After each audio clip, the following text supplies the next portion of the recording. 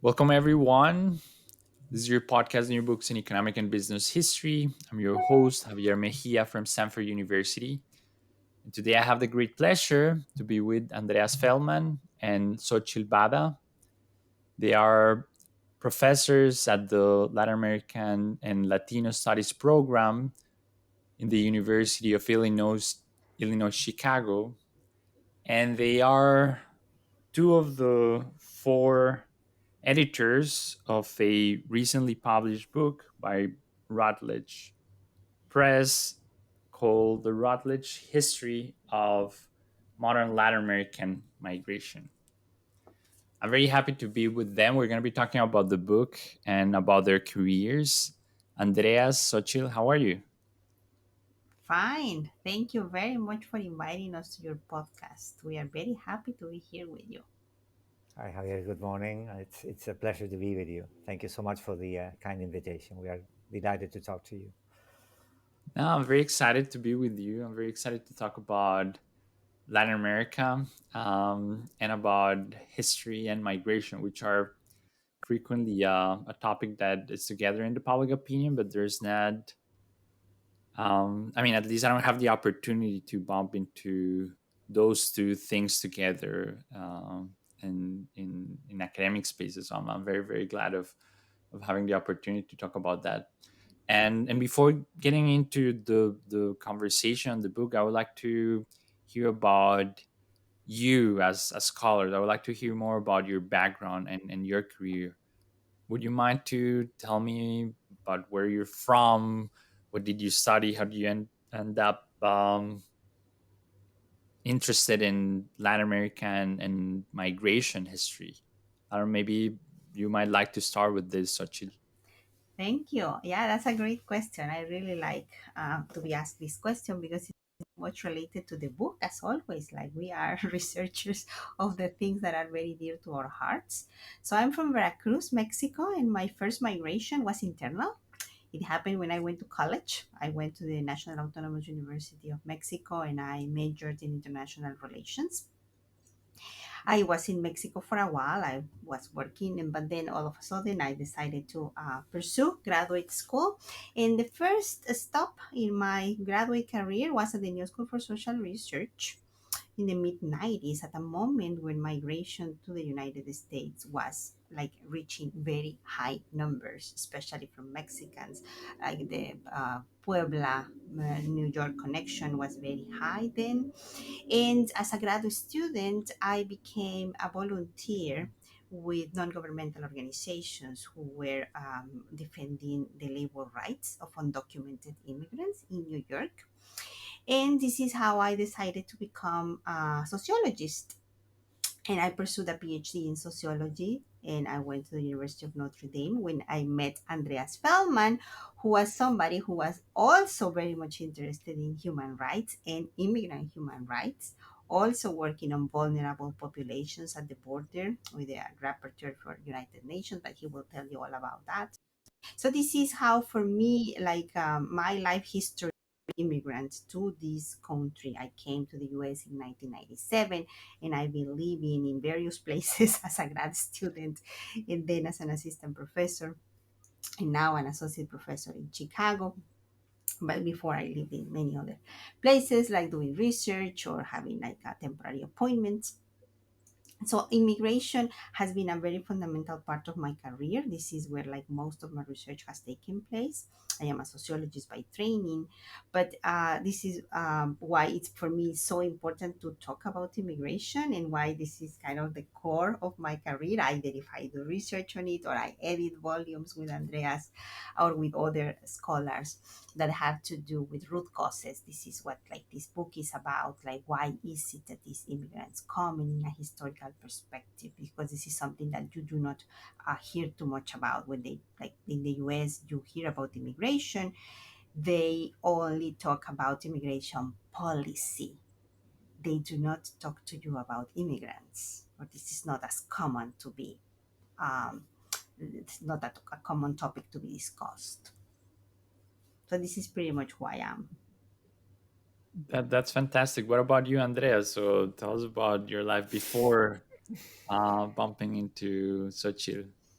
Yeah, well, we met with Sochi in Notre Dame like many years back, and it was a really neat experience because like she was doing a wonderful study on migration communities here in Chicago, and I just recently graduated, and she was conducting field work in Chicago, um, and I accepted a position here in Chicago. So she would come here, and I would take her to the sites of her studies, and that was just absolutely amazing.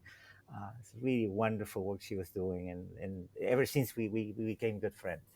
So my story is actually quite personal in the sense that so I come from a Jewish family. My parents were basically Holocaust survivors, so both were migrants and refugees. Actually, both of them were refugees. Uh, um, I was born in Santiago de Chile, although I tend to say that I'm not the prototypical Chilean because it was an accident that I was born there. My parents, my dad was Austrian, my mother was Hungarian, and for instance, we spoke German at home. So I was raised uh, speaking both Spanish and German, and I went to a Swiss school in Santiago, and so even though I feel 100% Chilean, that's my background. I don't come from a family that is Chilean or has much roots in Chile. And as you might imagine, migration and migrant families and different language and cultures and customs have been part of my life. So I studied journalism, I mean, worked for a few years, and then I got a scholarship to come to study in the United States. And here, for reasons to study a PhD in political science, and at Notre Dame, and these are serendipity, it's all just sheer serendipity. One of the most nicest professors, an incredibly gifted but incredibly kind individual, was one of the leading scholars in refugee studies. So as soon as I joined the program, I started working under him, Gil Lusher, a dear friend and someone we really looked up to. And so I decided to study things related to migration. And of course, I think my personal story had a lot to do with this. And then, as Sochi was rightly pointing out, I decided basically through this interest in refugees and IDPs, internally displaced persons, I met another professor at Notre Dame, Juan Mendez, who's an expert in human rights, who actually recruited me to help him in his work promoting the rights of migrants in the Americas through the Inter American Commission on Human Rights. So one thing led to the other, and I ended up deciding to, in a way, devote part of my research to migration. Sochi is like a much more hardcore migration scholar than I am. She has an incredible body of research. Um, I have, in a way, devoted or developed like several different um, agendas, and so I study also violence, and so those things in a way come hand in hand, unfortunately, because violence is what produces basically migration flows. Uh, so my career has been sort of pivoting between one and the other, and I've been blessed to have like nice colleagues like Sochi and Stefan, especially Jorge Duran, who's also one of our main inspirations, who contributed to the book and who has been a mentor for both of us, and who has in a way helped us to develop and refine our ideas. So that's a short way, or not short way, a long way of telling you what's my relationship with this topic that, as Sochi mentioned, is very dear to me as well for very personal reasons. I would like to hear more about that and from the perspective of how do you perceive that your personal experience as migrants has shaped your work as scholars, right? I mean, for me, it's not surprising that you're telling me that you ended up working in migration because, well, I guess like the interest could spontaneously come from your personal um, histories. But do you think that you see differently the field than others that don't have a migration history? Is that at all important in the way you think about the problem, in the way you ask questions, in the way you look at sources? Absolutely. I think this is a very good question. I come from the tradition of international relations because I told you that this is what I studied at the National Autonomous University of Mexico. So when I moved to the US the first time, I joined a program in political science. In the way that the political scientists viewed migration was pretty much at this international scale in which they were talking about these grandiose ideas in which ideally like international covenants of human rights are going to grant rights to immigrants just by virtue of having these Mm, very nicely written documents. And I grew very disillusioned by this approach of just having these international juridical scales looking at how immigrants were moving and who was going to rule those immigrants. And this is how, for me, it was very important to put at the center of migration studies individuals, like giving back agency to people who make these very important household decisions. Because I was somebody who was doing this very important household decision of leaving my family behind. None of my family lives in the United States. No one. 100% of my family, my immediate family, my nuclear, my extended family live in Mexico. I do not have family members, not even remote cousins, twice removed. They don't live in the US. So for me I was felt like this sense of uneasiness, like most of the literature in my field that I was trying to pursue in New York happened to be with these scales that were very much removed from the people. And as soon as I became a volunteer for an NGO, this is when they realized where my passion lied, like understanding how migrants organize and how is it that they acquire rights, how they realize rights by virtue of exercising their voice. And it's very interesting how they exercise their voice because seemingly they have already exit, because this is what migration means. You no longer want to play with your state. You are living with your feet. You are moving somewhere else. And how fascinating it was to me to see how well these grassroots organizations of immigrants, they were regaining a voice. And the voice was not only being slowly but steadily regained in the new countries of origin, but they were simultaneously trying to regain their voice in the countries they were coming from. And this is what like my scholarship has been, like this idea of the transnational connections of mm, immigrants and how they gain their voice after having seemingly lost it when they cross a border, and how they gain rights both from the sending states and also from the states who are now hosting them in their new lives. So, absolutely, the fact that I am an immigrant myself has really, really shaped how I conceive my research agenda, how I pick my topics, how I choose my collaborations, and what are the types of dialogues in migration study that I believe are important to be salient in conversations like these or also like scholarly conversations. What about you, Andreas? well, that's a very profound question. I don't think I have a strictly linear answer to it. I think it's more intuitive. I think my sense is that I I have developed an empathetic approach to this, sort of in a way, being mindful of what Sochi was mentioning about this idea of people's agency. I have a lot of respect for migrants because I've seen, their incredible capacity they have to overcome things. And that in and of itself is something very inspiring. And I think that is something that, in a way, has shaped my way of trying to understand the ways in which they accomplish this.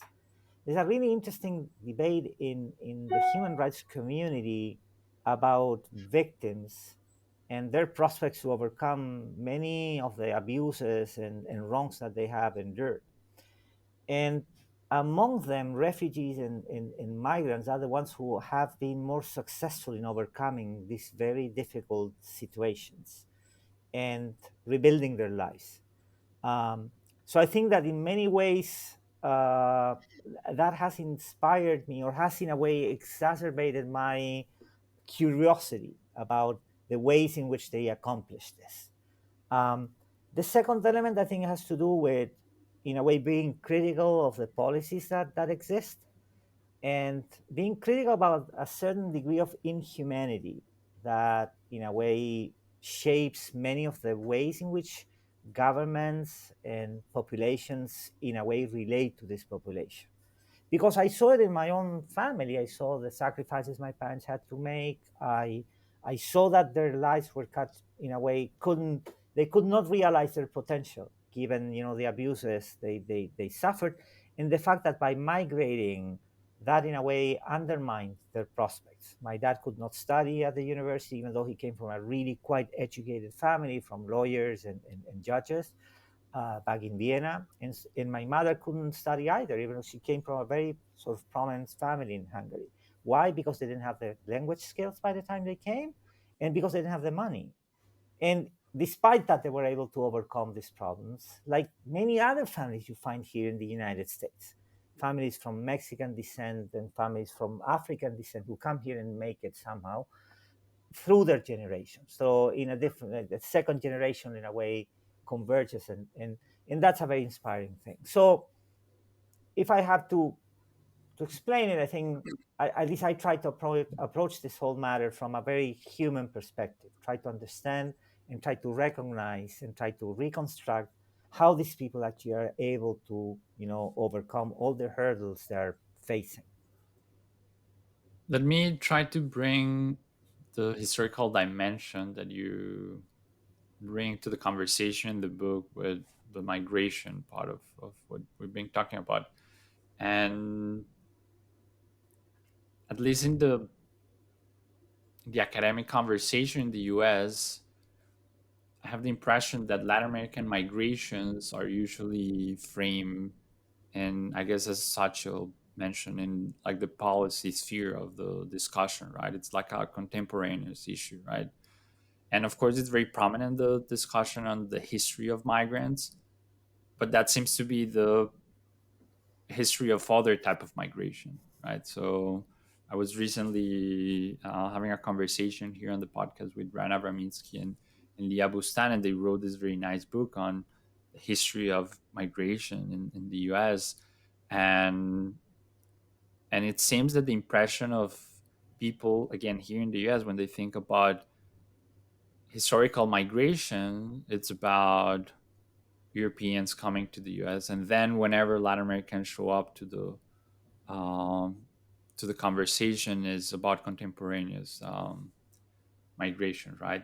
So I guess I would like to ask you, how did you manage to um, argue in the academic community here in the US that it's important to think about the migration in the Latin American context from a historical perspective, right? That's important. That there's a need to understand that. Have you faced any type of challenge? Is there a real absence of interest? Is that just a flaw impression? What do you think about that? Hmm.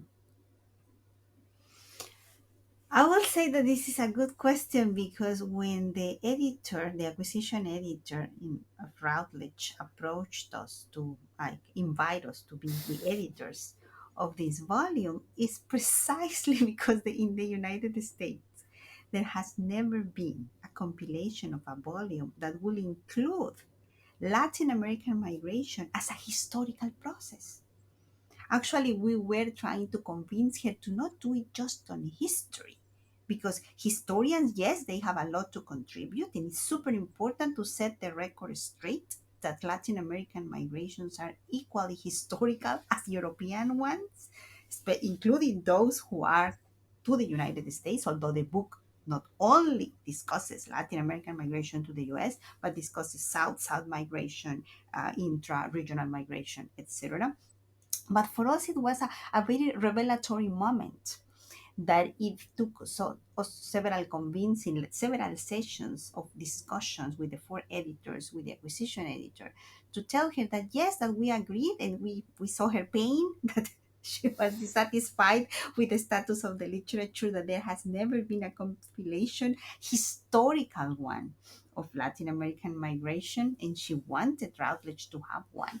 And we managed to convince her that yes, history was super relevant, but equally relevant was geography, politics, urban planning, international relations, anthropology, and many other arenas that were super important to have a voice in a historical context. And this is how the volume is not only about the history, although is a chronological history of what are the most important waves and moments of the transcontinental migration to Latin America and what happens. Like, yeah, like as the title says, modern period, beginning in 1870. So this is why we think like the question is very pertinent, because yes, you are absolutely right that in the United States it tends to erase the very important role that the United States has played in triggering those migrations as push factors, especially like the chapters in about Central America in the book very well explained to what extent the civil wars and the investment of the United States in many of the civil wars in Central America played a very important role in pushing people out of their livelihoods, in pushing people out of their possibilities of being able to make a living in their own countries, to obliterate their right to stay home. It's all about the matter of a right to stay home was not possible, and they had to flee persecution and war, a war that has been very much financed by the United States. So these are the type of discussions that are not very popular in this country. It's more important to discuss immigration policy and how we're going to keep them out, especially post 1965 migration from Latin America. This is the one that the United States does not like to recognize what is the responsibility that the US has played in having this immigration coming to this country. So I think like this, we are very proud of having had this dialogue, especially because the way that we envisioned the volume was to bring the voices of the South Mm. in translation in English being produced for a discussion that is going to happen in the Western academia. But we were like as curators, because this is who we are, like editors are curators of voices. We were very careful about bringing this discussion of voices who have understood migration logically, empirically, from the South, who are not only researching about the South, the global South, but they live in the global South. They belong to the academias to the global South. So this is like what I think one of the contributions that hopefully is not lost in this volume is the voices that we are bringing together. I would like to hear what Andreas has to say about that, but I would like to bring an additional element to that question, which Xóchitl mentioned, which is that this is also a history of modern migrations, right? So, and I noticed this. I I actually talk. I have to say this. So, my dad is one of the contributors to this volume, and I had the opportunity to talk with him about that. And I remember talking with him like, "Oh, what it says modern? What does it mean that it's like modern? Like modern? What are they trying to convey exactly with that?" So, why don't you tell us a bit, Andreas, about like your approach to this issue of thinking about and signaling that the history of Latin American migrations is important in the Western like Mm. academic conversation, and why was it important to make it a modern story? And I guess that probably there's a simple answer that you had to like constrain a bit the analysis, and it cannot be a history since like the Yeah. beginning of times, but I have the impression that there's some additional interest behind that. the modernity dimension of it. Yeah, I mean, I'll start with the second one, which is easier. It was a strictly pragmatic decision that we, in a way, negotiated with the acquisitions editor. I mean, the topic is huge. And I mean, migration studies can be very Eurocentric. We are not talking about, how migration looked like in the Americas prior to the arrival of European colonizers.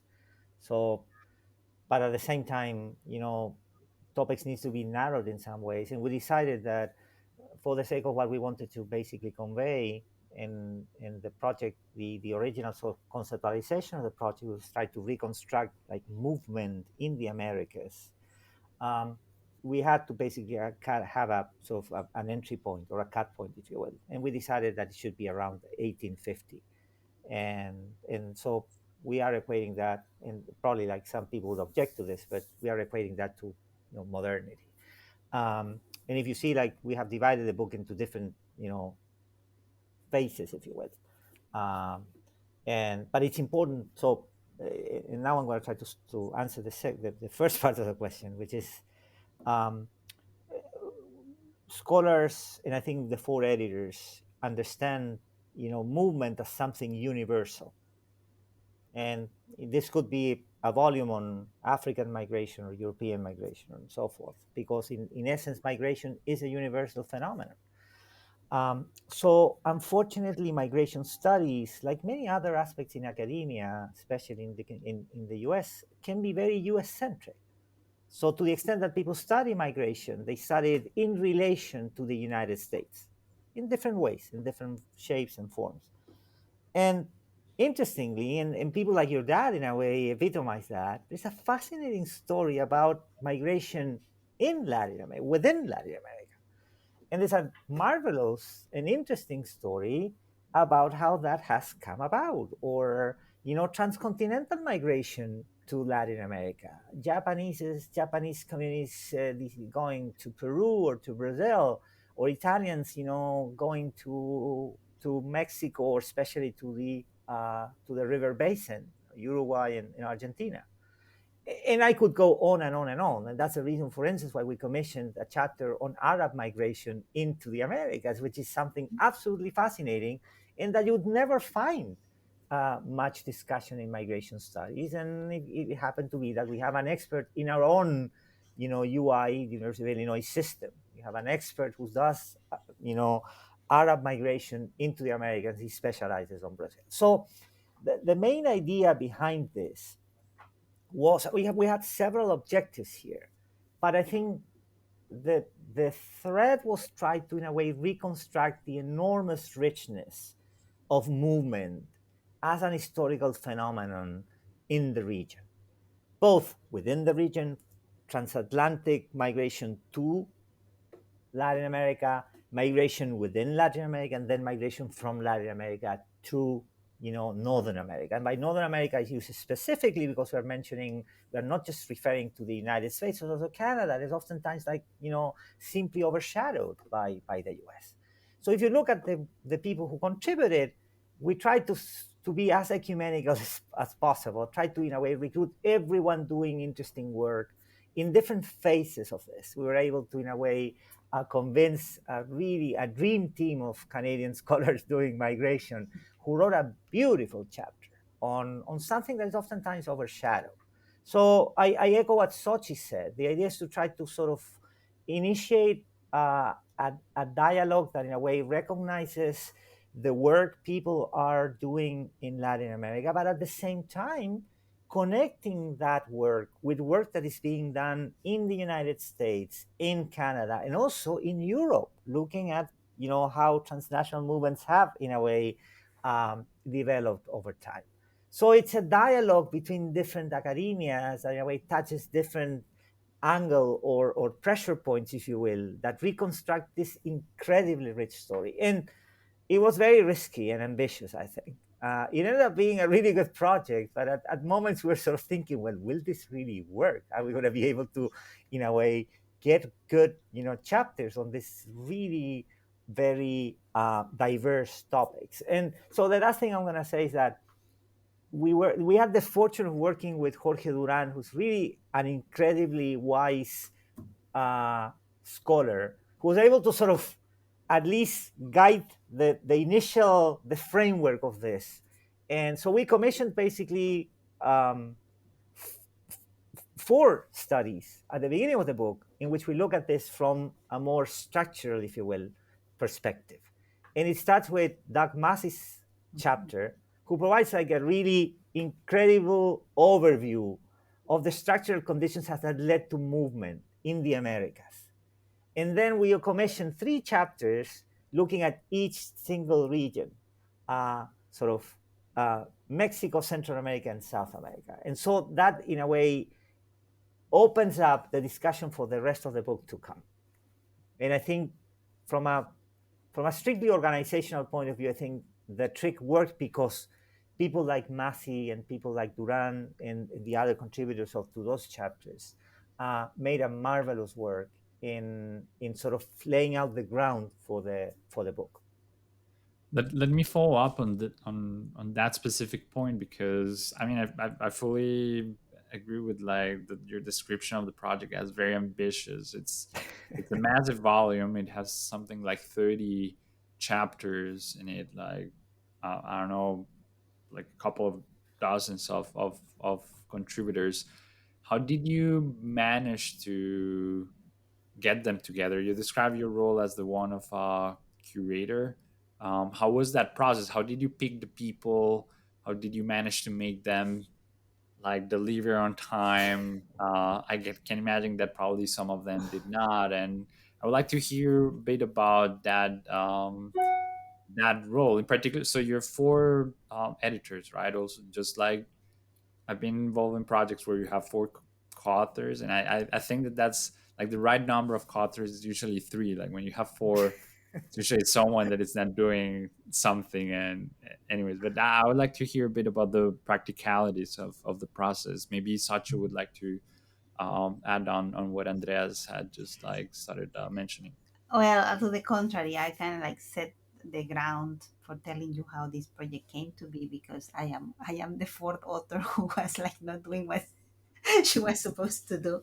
And let me tell you a little bit about that, because when I was invited to originally for the acquisitions editor, I was finishing the Oxford Handbook of the Sociology of Latin America. So I was in a state of like super being overwhelmed, because that volume implied like 50 contributors. So I was like about to be done with editing a volume ever in my life. But I saw this as a great opportunity for our transnational migration network that like it's formed by Andreas, Stephanie, Jorge, and a few other scholars that have had a conversation for more than a decade, trying to bring together these transatlantic Western East West conversations. So we started like on the drawing board in Berlin, because we were supposed to meet for another non-related project also on migration a few years back, prior to the pandemic.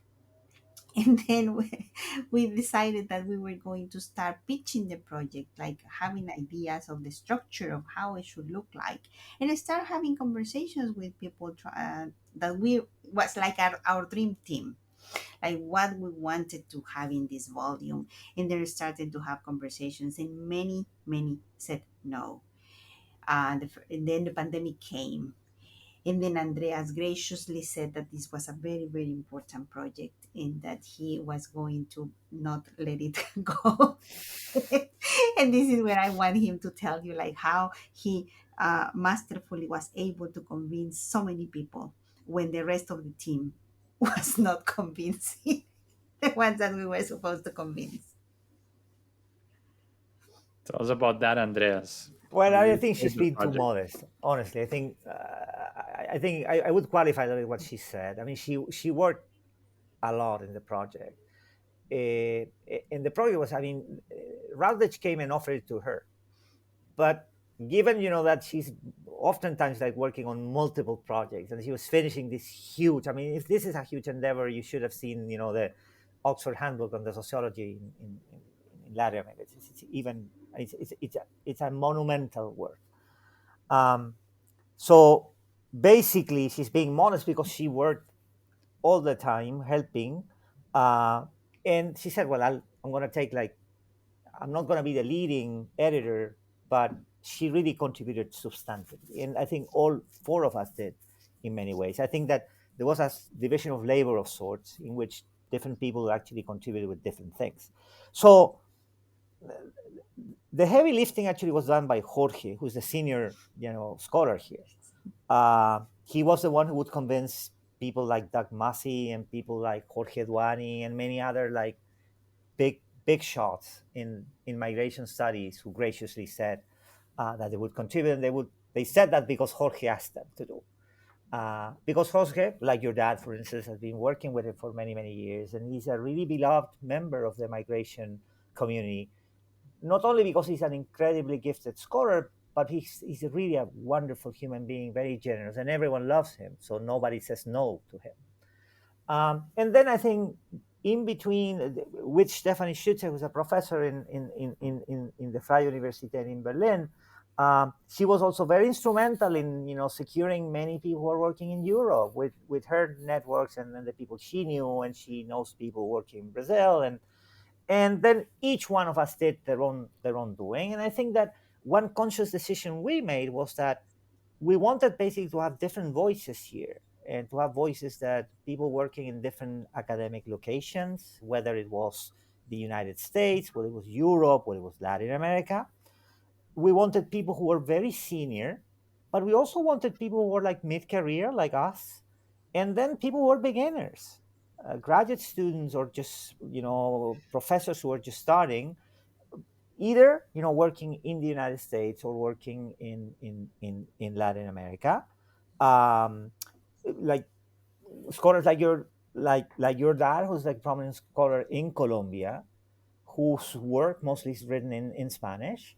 We also wanted to give voice to people who actually write in Spanish, and to give them the chance to in a way publish something, and to make this a collective endeavor of different voices looking at different things.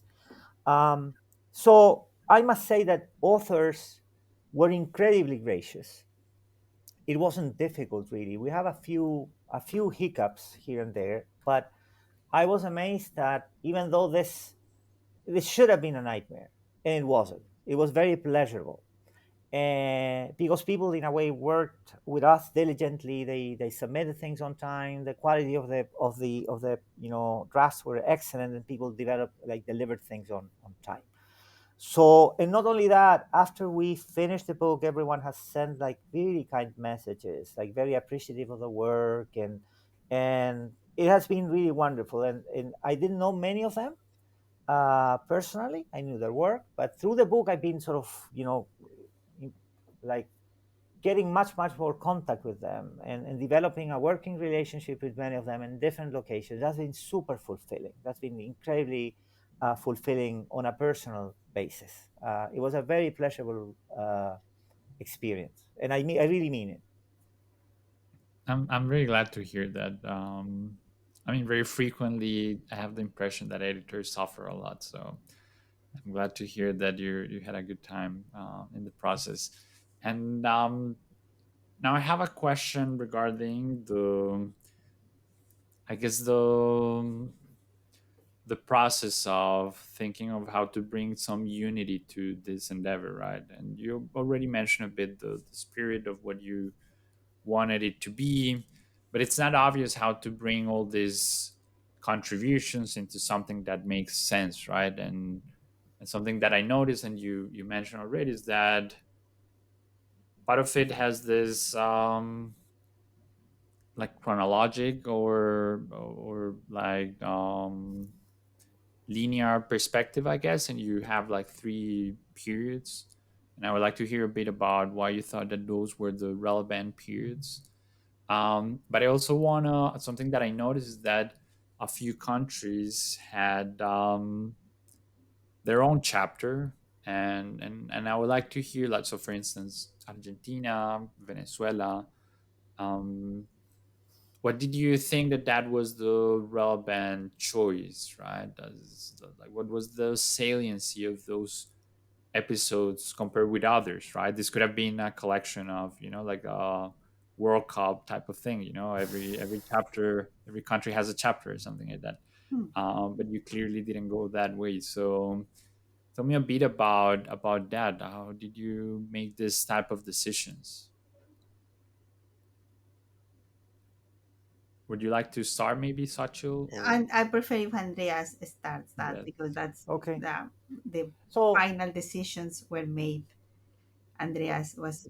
in many ways, let me put it this way. I think we try to give a sense of unity to the project by, in a way, trying to illustrate important phenomena or important dynamics, either from a topical point of view, a given topic that is important, or an important sort of case study that illustrates a broader trend. So, of course, Argentina, for instance, to mention an example, it portrays one of the most important examples of transnational migration, and it's super influential. And that's the reason we wanted basically to have a chapter. And besides, you have wonderful migration scholars in Argentina who can actually make that make that contribution. We had also a chapter on Brazil that unfortunately a very prominent scholar couldn't finish, uh, because she had some health issues towards the end. And so there are a few chapters that end up not being possible, that we initially incorporated into the thinking of this. Um, Again, there are some omissions in the book. Definitely, we couldn't conceivably cover everything, but I think we did a relatively decent job in trying to, in a way, select topics that would illustrate, as I mentioned, broader trends. Venezuela is a really interesting example as well, and because it portrays many interesting two things. On the one hand, the golden era, which is the chapter that your dad wrote, that's really illustrative of intra migration, of intra regional migration, and then now there's another chapter, or two chapters at least, that in a way touch about the current migration crisis that's intimately related to Venezuelan politics and to Venezuelan dynamics, and that could not also be, I mean, it would have been a major omission. So that was by chance in some ways, but again, Venezuela illustrates this quite well. And then, of course, there's an excess and abundance of topics that in some ways touch Mexico, because Mexico is such an influential country, and also because Mexico has an also an abundance of incredibly talented migration scholars. So that also is quite helpful in lining up, the people who are going to be helping you in the sort of in the way you thought, the project would be uh, constructed. Um, so anyhow, the periodization is important in the sense that it also illustrates different dynamics that are quite important, and the Venezuelan example illustrates that. Venezuela was an important example in the 1970s as a receiving country, one of the most important ones. And 2 decades or 3 decades later, it is the most important country as a country producing massive outmigration. So that's why history is so important, because you are looking at the arch of things, movement as an historical progression of uh, things that are related to internal domestic politics and transnational politics, frankly speaking. It was very difficult to make a balance between topics, regions, and periodization. Again, this is why we were pushing back against the idea of writing a historical volume. Mm. Originally, the acquisition editor wanted to have a handbook that was created exclusively by historians. That was impossible. So another example of what that Andreas already spoke about, others, but I want to point you to the Caribbean. Mm. For example, the Caribbean was super important for us to illustrate the racialization of the migration. So you need to make so many compromises because the Caribbean is a very complex Mm. story. In, for example, Puerto Rico should have been super important to include there. We just couldn't like devote specifically a chapter on that. So we decided to compromise and include Dominican Republic as the most important and salient um, topic on race, in how the Haitian Dominican Republic divide, to try to understand why it happens as it happens today and how it has roots in the migration history of the region. So we commissioned Marina Arisa to do a review of that in the role that Dominican Republic had played historically in the receiving in the lack of integration to Haitians. So we had to do so many compromises of the issues that we just could not cover in its right. For example, Central America should have deserved one chapter in Guatemala, one chapter on El Salvador, one chapter on Nicaragua. That was impossible because otherwise the volume would have ended up being twice as long. So we compromised and put Central America as an entire region in how, because of how intertwined the migratory histories in the 1970s and 1980s there are. So we commissioned a couple of scholars to do a good synthesis. Same with Canada. It was impossible to commission migration by migration in Canada. So we had a dream team of the most prominent Latin American migration scholars in Canada, and we were able to convince them to work together, which is not very often happens. The four most important Canadian migration people who does Latin America, they happen to be a group of wonderful migration scholars that get along well, and they said yes. This is like a group of wonderful women who are very prominent in the field, and they said yes to our invitation of working together and producing a wonderful chapter that synthesizes the Canadian experience. So there were like many compromises that we had to make to present the final framework or the final flow of the scheme in the book. Let me ask you one final question, building up on some of the things that you mentioned, which is that this is not just a collection of design for historians, right? This indeed is trying to connect that history with the present. And the last section of the book itself, it seems to try to um, try to say something about the future of migrations in the region, right? And on that note, I would like to hear a bit how you think about that, and I guess you could tell me what the authors of those chapters trying to point out. But you also, as active scholars in the field, how do you? What are your concerns about um, the migration challenges that the region will face in the coming years or decades? Where should we be paying attention to, or what are the things that we should think about, both from the policy but also from the academic perspective? And maybe I would like Andreas to start with that. Well, I think that most of the chapters that uh, go towards the end of the edited volume, in a way, present a very bleak picture of you know current conditions as far as movement is concerned.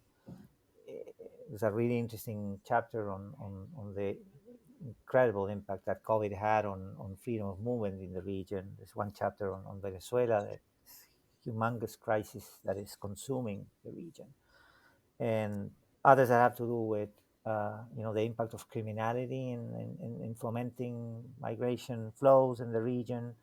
There's some related to the environmental uh, pressures that are in some ways you know prompting major sort of public debates in this matter, and then several in a way touch upon the policy aspect of this, how governments are reacting to this in quite restrictive ways. So I think when you read them together, I think they present a very bleak picture of the conditions that we are actually facing.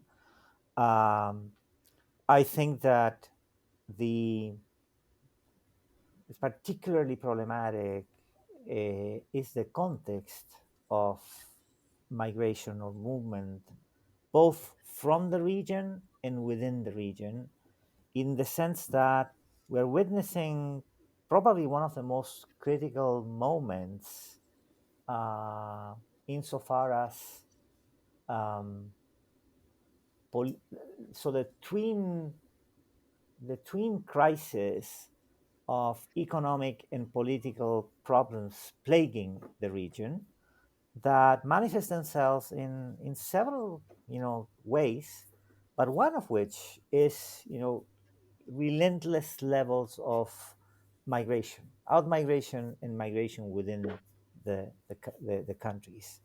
Um, so that will require a great deal of imagination and a great deal of political will that unfortunately I think we are missing. There's no great levels of imagination nowadays within our political elites and within other actors that could in a way um, have a say in this.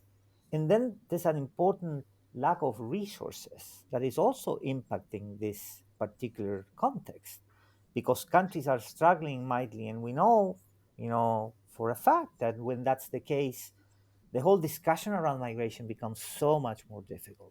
So I envision years to come that are going to be very difficult from a human point of view, and we are looking at it, every day, looking at conditions in borders throughout the region.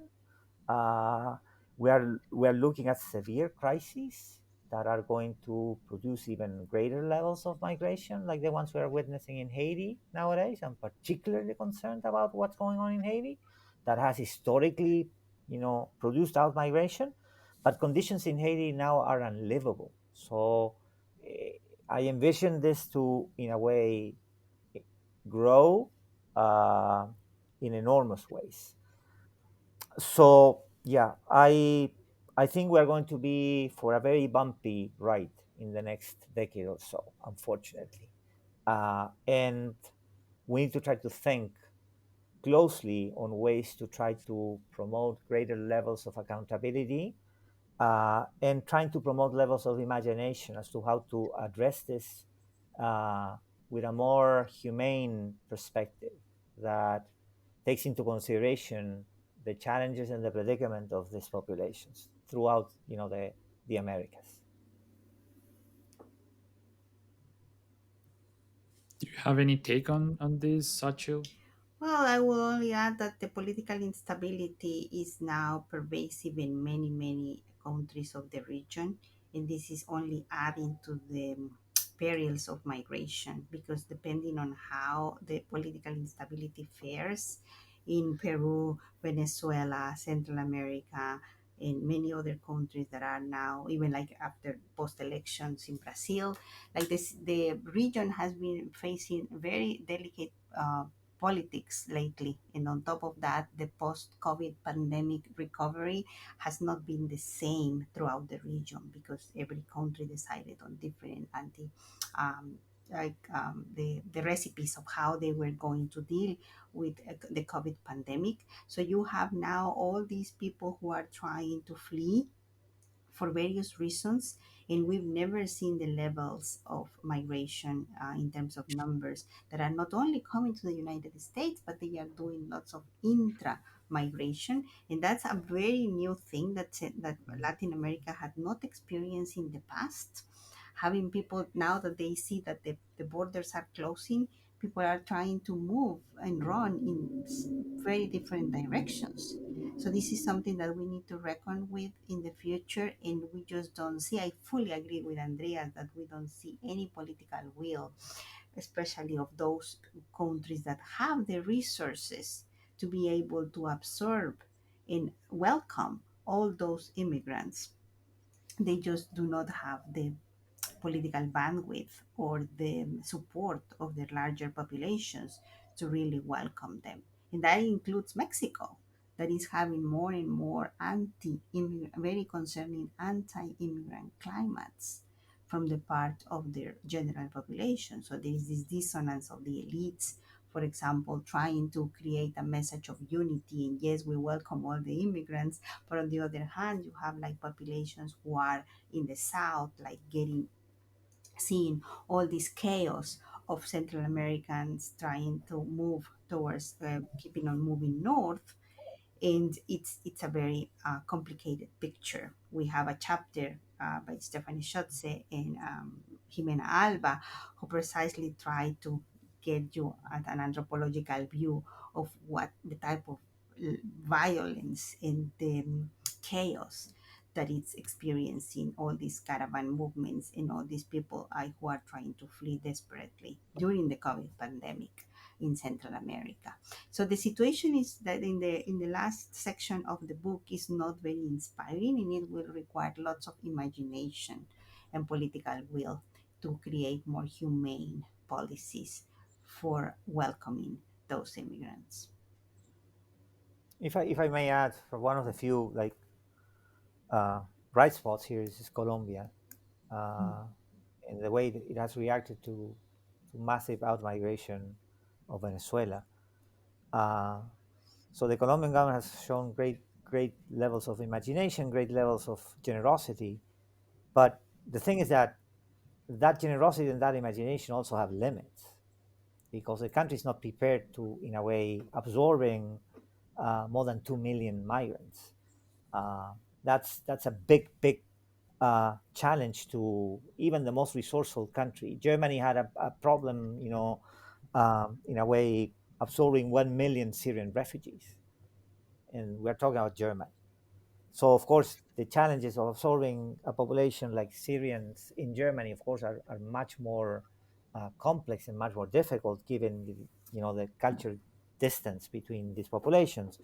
The fact that that in Latin America, the fact that people speak the same language and have relatively similar customs made things much easier. But don't take me wrong, and I know this for a fact because I have, you know, I do research on Colombia. It has been a major challenge for the Colombian society, even with the best intentions. So I think that goes a great deal into basically underlying or underscoring the necessity to hold governments accountable for the policies and for the practices that they introduce, and how those practices are in a way pushing people away. And Venezuela is a primary example of that. It's a primary example of, regardless of your position, people are voting with their feet, and that's never a good sign when 7 million people leave a country. That's always something that speaks very badly on conditions domestically. There's no way to spin it really. Especially because the large numbers make countries to have these best intentions and to offer this temporary status, which is most countries that's what they are doing. But that creates this limbo situation in which the process of integration may never materialize.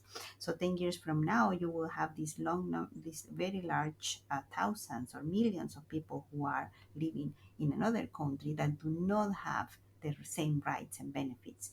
If not, ask Haitians in Dominican Republic who thought that for many years they will have been able to like live under those circumstances. But unless like countries are willing to reckon with the issue of integration and with offering full rights to immigrants in their new countries of that are hosting them, then the situation becomes very untenable because it's the issue of rights. You cannot have first class citizens, second class citizens. So welcoming is like the case that Andreas was presenting with the 1 million that Angela Merkel received from Syria. But these 1 million, not all of them got asylum.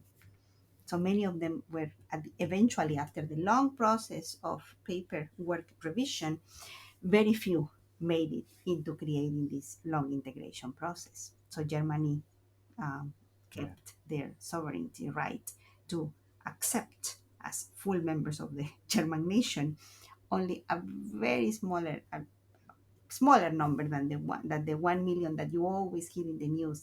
That yes, Germany was very generous, and that's true. They took 1 million, but at the end of the day, like when you like take a closer look, this 1 million didn't make it as full members of the German place. And this is traced by two chapters towards the end of the book, really brilliant chapters, one by Felina Fryer on COVID, and then the other one by Luciana Gandini, who actually traces, the movement of Venezuelans in the region. And she's precisely pointing out to, I mean, they are exemplifying and illustrating what Sochi is mentioning, the incredible challenges that these people are facing, and the very like bleak predicament and bleak prospects that they have in their new locations. Sure. Um, and you have almost 900,000 or 800,000 Venezuelans living in Peru now. Imagine, given the situations that Peru is facing, and many other countries in the region like Ecuador or Chile are also struggling mightily domestically, and that is, that in a way is even like create greater tensions to what is already a really difficult endeavor, which is trying to make sure that these people have dignified conditions in their new location.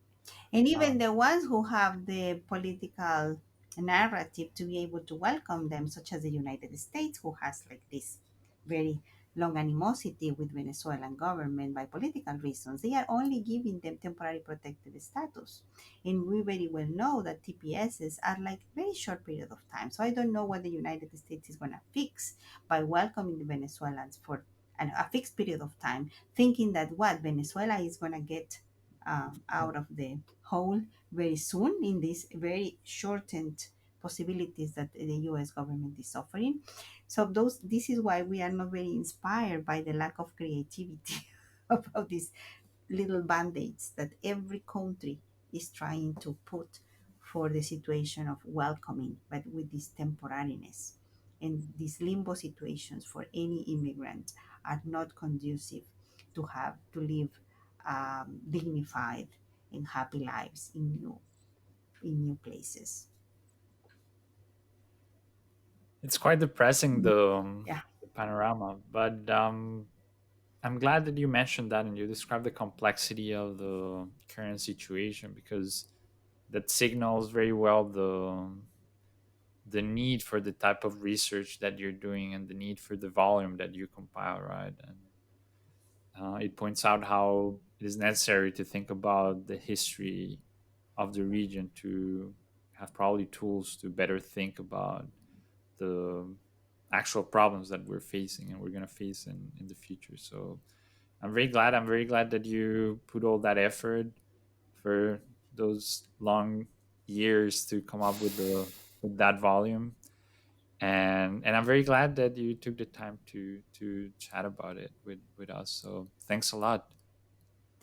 No, thanks to you for the kind of invitation. It's really nice to have the opportunity to share like our thoughts on this. We have many wonderful questions about things we hadn't really thought about. Like, it's a nice way of sort of thinking about the project and making sense of the things we did. And I would add that it was a really pleasurable experience working with my co-editors. We are a group of like scholars and but also friends. We go a long way, and it was immensely pleasurable. And I mean, we were able to make it without like much, without many problems. We are still friends. We're still colleagues. We're still collaborating. So it speaks that eventually it worked quite well. So I want to thank Sochi, who's here, for her work and kindness, and also Jorge and Stephanie, who unfortunately couldn't be here, for their excellent work and for their collegiality. It was really wonderful to work with them, and I will do it all again. I would definitely do it again because it was a pleasurable experience, very rewarding one. Thank Maybe you you. should start thinking about the pre-modern history of Yes. Latin American migrations. Yeah, Well, that's a thank you good very much. project. Thank you very much. It was such a Thank pleasure you. to be thinking about the book with the